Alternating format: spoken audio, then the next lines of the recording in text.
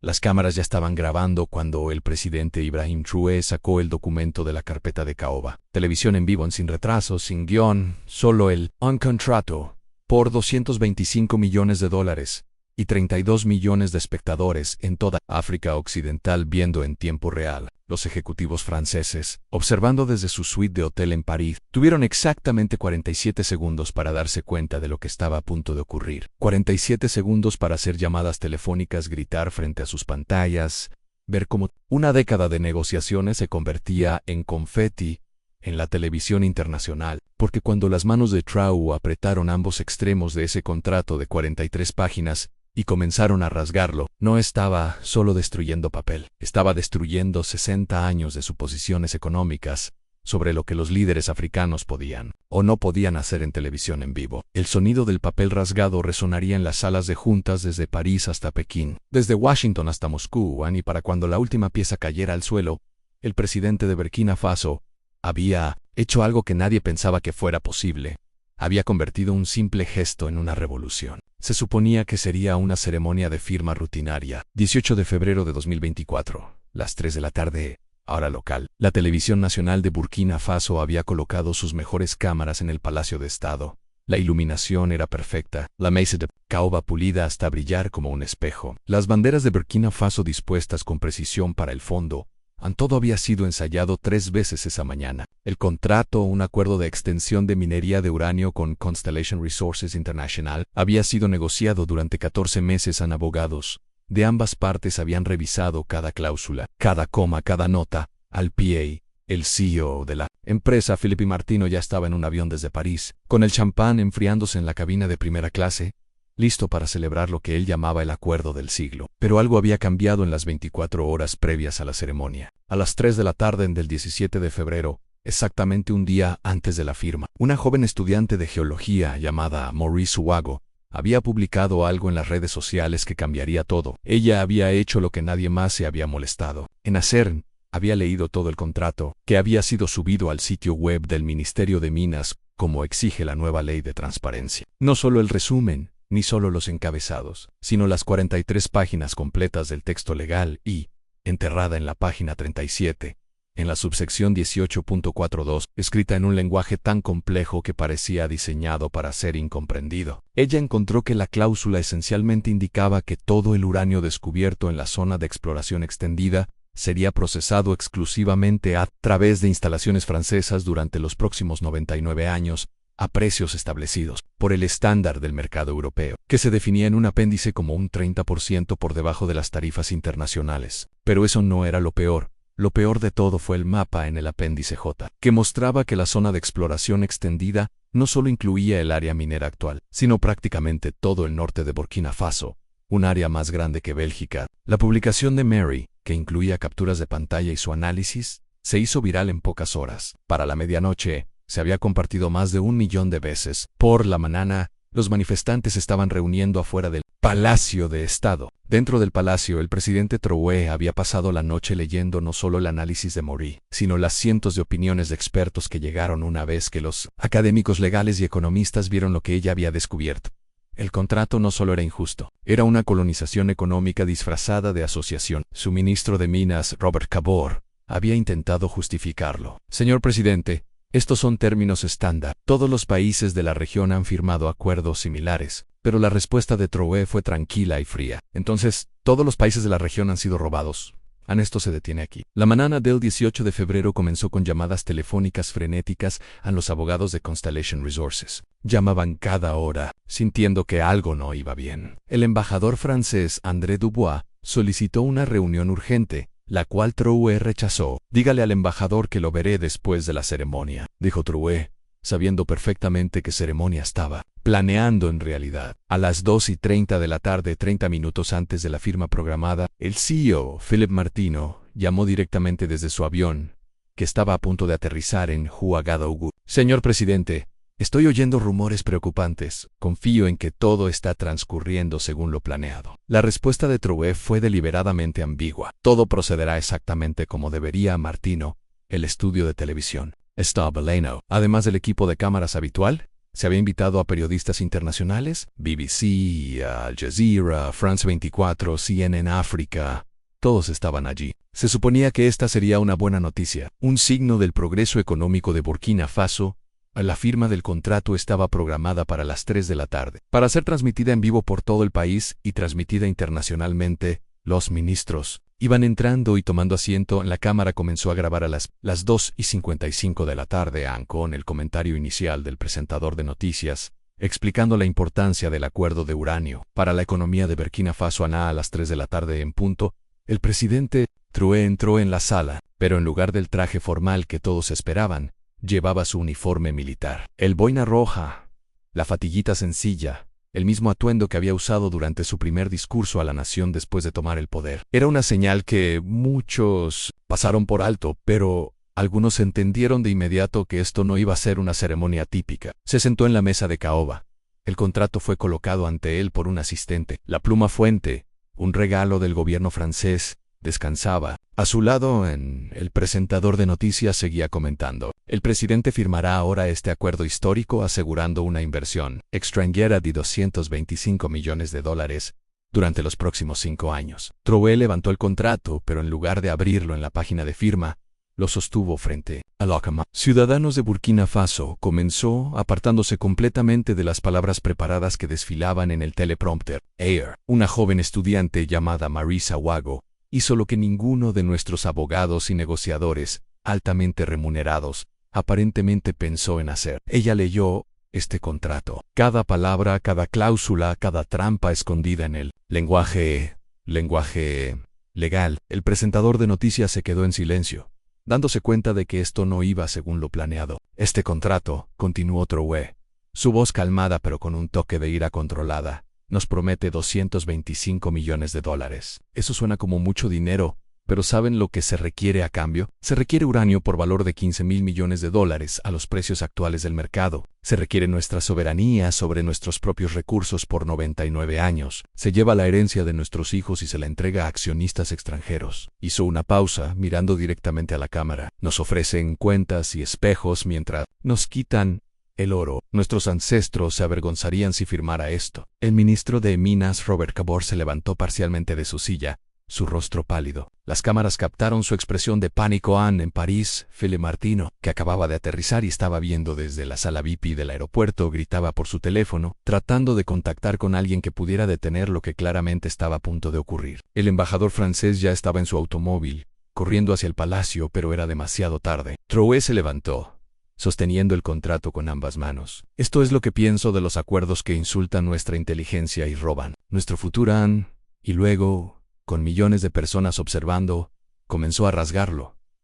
El primer desgarrón fue lento, deliberado. El sonido fue captado perfectamente por los micrófonos del estudio. Las cámaras hicieron un zoom, mostrando sus manos, destruyendo metódicamente cada página. No se apresuró, no habló, simplemente rasgó página tras página, dejando que los pedazos cayeran sobre la mesa pulida como nieve. El estudio estaba absolutamente en silencio, excepto por el sonido del papel rasgándose. El presentador de noticias había abandonado cualquier intento de comentario. Los ministros estaban sentados congelados. Los periodistas internacionales capturaban cada segundo, sabiendo que estaban presenciando historia. En las salas de estar de todo Burkina Faso, la gente comenzó a ponerse de pie. Algunos vitoreaban, otros lloraban, algunos simplemente miraban con asombro. En las salas de juntas corporativas de toda Europa, los ejecutivos calculaban las pérdidas. Hacían llamadas de emergencia, exigiendo explicaciones. Cuando llegó a la página 37, la página con la cláusula oculta que Marisa Wago había descubierto, Traoré la levantó frente a la cámara antes de rasgarla, especialmente despacio. Esta página, dijo, intentó robarse toda nuestra región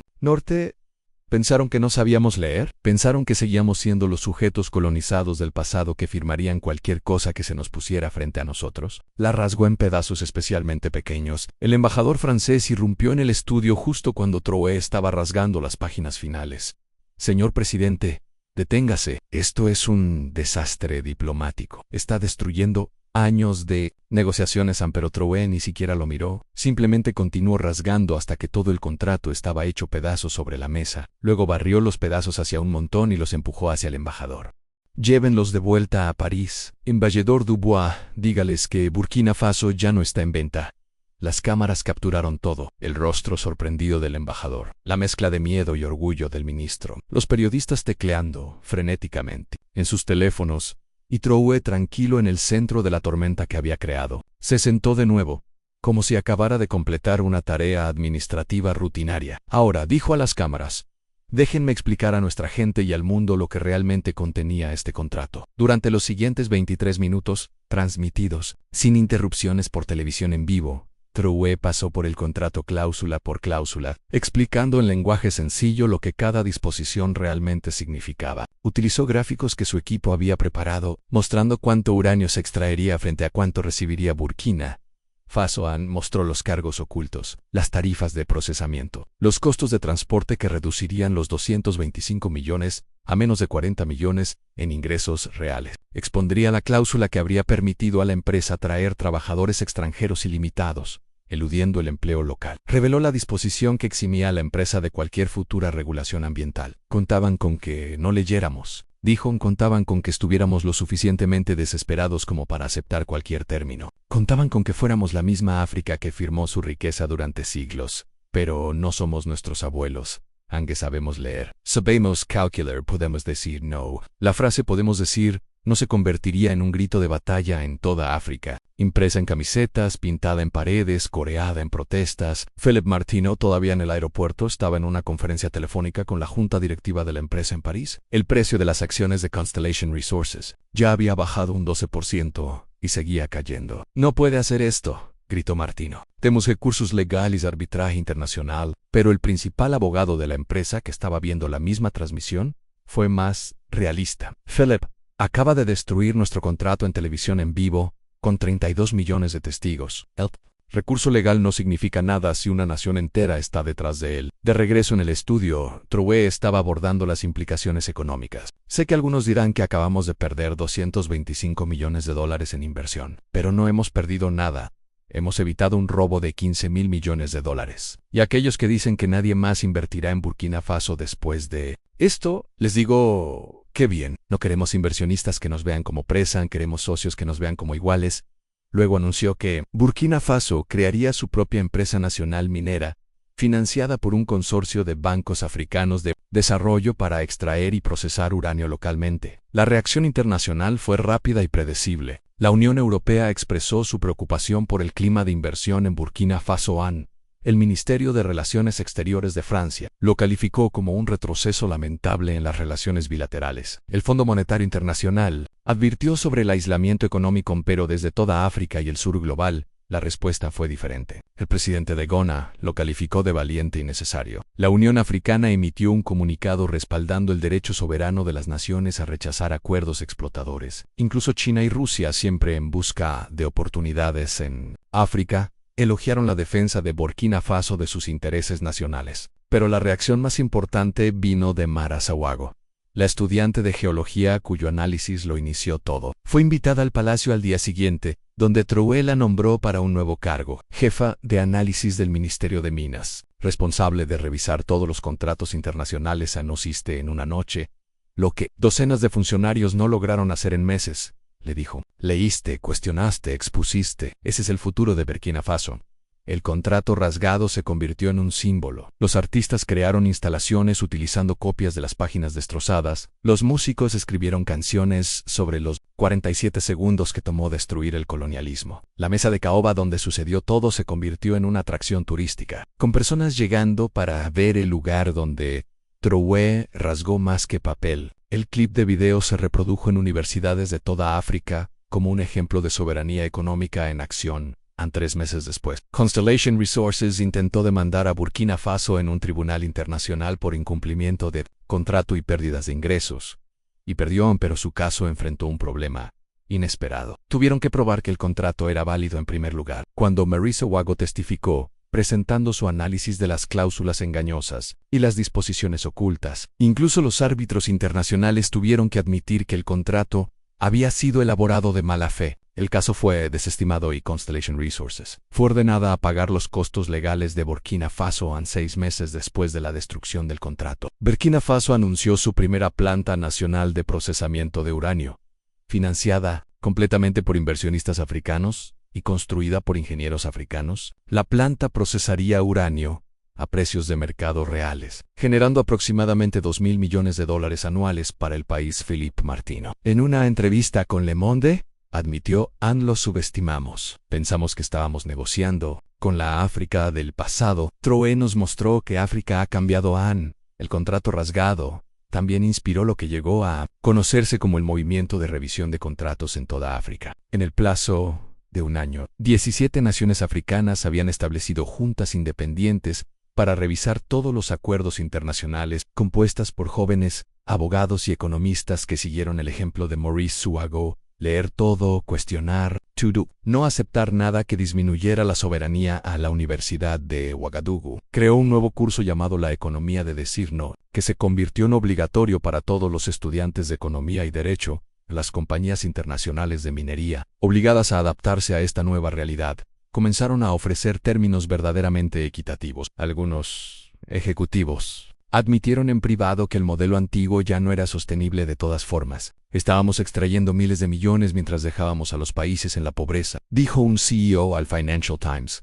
El contrato de Troué fue una llamada de atención: o nos convertimos en verdaderos socios, o perdemos el acceso por completo. En los nuevos contratos que surgieron ofrecían típicamente una participación en las ganancias 50-50 partes, requisitos de procesamiento local y una transferencia significativa de tecnología. Pero quizás el impacto más duradero fue el psicológico. La imagen de un presidente africano, calmado y metódico, rasgando un contrato que habría enriquecido a corporaciones extranjeras a expensas de su nación, se convirtió en un ícono.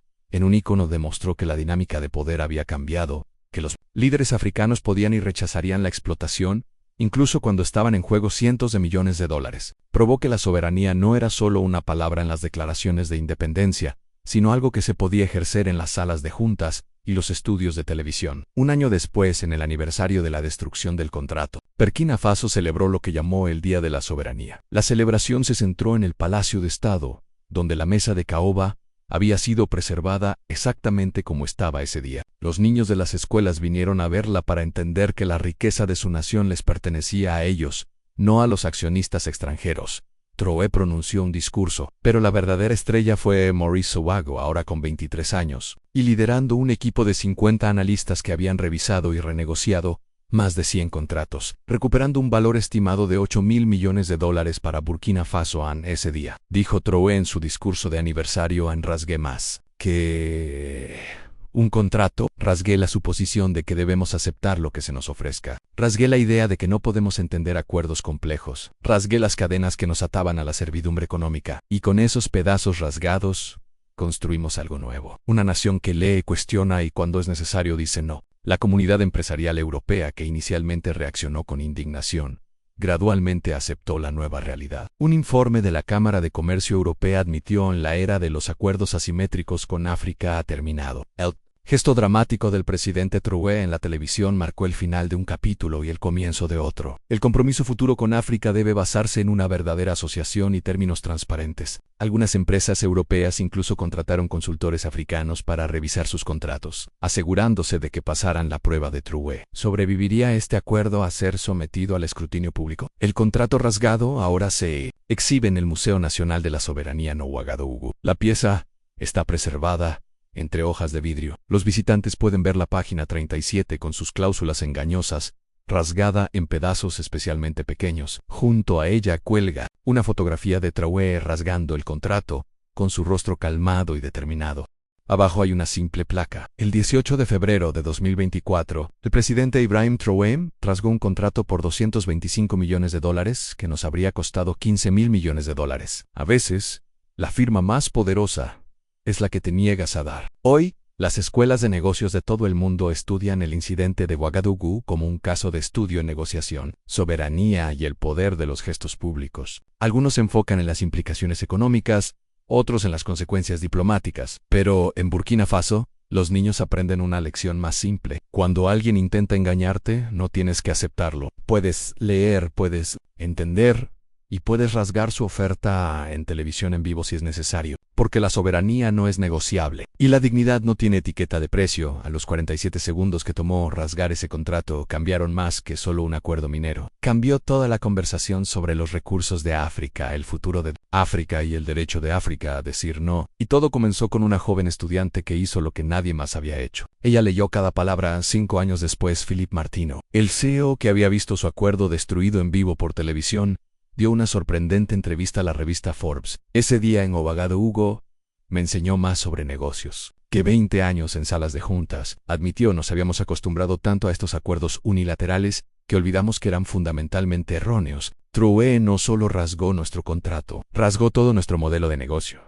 Y honestamente, nos hizo un favor. Desde entonces, hemos reestructurado completamente nuestro enfoque de las asociaciones con África. Nuestros nuevos contratos son transparentes, equitativos y realmente crean valor para ambas partes. Nuestros beneficios son menores, pero son sostenibles. Y dormimos mejor por la noche. La entrevista se hizo viral, con muchos viéndola como una vindicación del enfoque de Troué. Pero el presidente, cuando se le preguntó al respecto, permaneció enfocado en el futuro más que en el pasado. El cambio de opinión de un CEO no borra décadas de explotación, dijo, pero muestra que el cambio es posible cuando las naciones se mantienen firmes en sus principios. Mariso, ahora ministra de Recursos Estratégicos de Burkina Faso con tan solo 28 años, lanzó recientemente una plataforma en línea llamada Lianchis di Figmag, donde los ciudadanos de cualquier país africano pueden cargar contratos para un análisis gratuito realizado por abogados y economistas voluntarios. La plataforma ya ha prevenido docenas de acuerdos explotadores en todo el continente. Cada africano debería poder entender lo que sus gobiernos están firmando.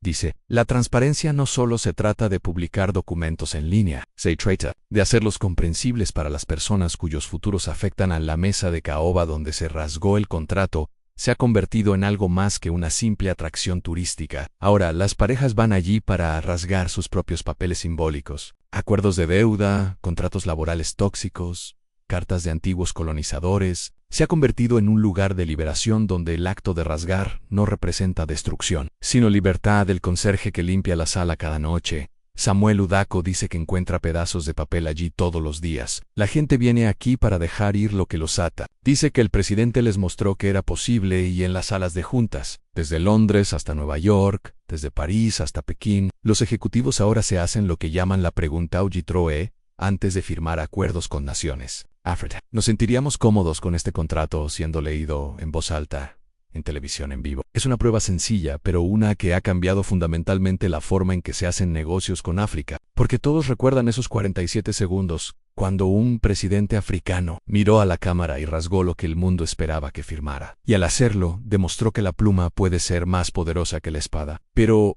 a veces, las manos que rasgan el papel son las más poderosas de todas.